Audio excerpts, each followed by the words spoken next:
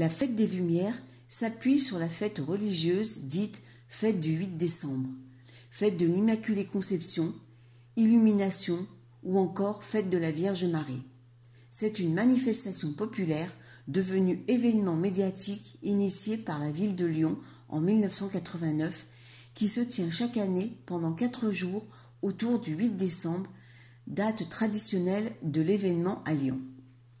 Mais revenons sur les origines des illuminations du 8 décembre. Celles-ci sont à la fois liées au culte de la Vierge Marie et à son sanctuaire sur la colline de Fourvière. Le culte de Marie à Lyon remonterait au temps des premiers chrétiens. La légende raconte en effet que le premier évêque de Gaule de Lyon, Pothin, arrivé d'Asie vers l'an 140, aurait été porteur d'une image très vénérée de la Vierge qu'il dépose dans ce qui deviendra la crypte de l'église Saint-Nizier. L'épidémie aurait cessé le 8 septembre. Les statues furent érigées et le pèlerinage annuel fut ponctuellement accompli, depuis le 8 septembre 1643 jusqu'en 1789. Il reprendra par la suite de manière discontinue. De nos jours, la municipalité perpétue toujours cette tradition. En 1720, la peste ravage à nouveau Marseille et la vallée du Rhône. Elle ne reviendra pas à Lyon, ce qui conforta le culte lyonnais dévolu à la Vierge. Au XVIe et XVIIe siècle, plusieurs épidémies de peste ravagent en effet régulièrement Lyon. Le 12 mars 1643, les échevins de Lyon et son prévôt, l'équivalent du maire et de son conseil municipal, font un vœu.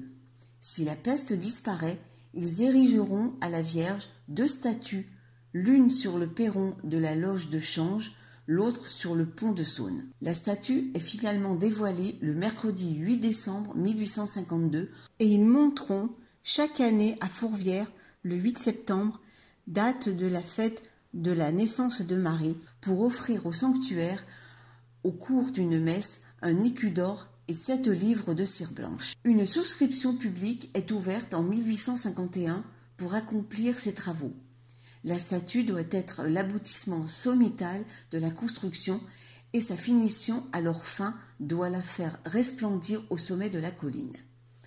L'inauguration de la statue est prévue le 8 septembre 1852, mais lors des cérémonies prévues, durant toute cette journée, l'orage éclate vers midi et la tempête redouble tout l'après-midi. Les illuminations de l'édifice et de l'esplanade prévues semblent alors bien compromises. Le chantier prend néanmoins beaucoup de retard en raison des conditions climatiques puisque des inondations sévissent dès la fin du mois de juillet 1852, atteignant même l'atelier du fondeur de la statue. On peut comprendre l'impatience des Lyonnais qui, ayant contribué au financement de la réalisation de l'ensemble, en fin d'après-midi, la tempête cesse toutefois.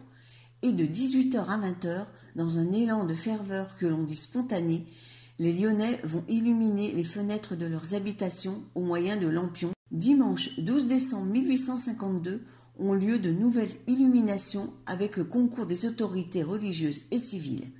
De nouvelles illuminations se poursuivent alors jusqu'au dimanche 19 décembre 1852.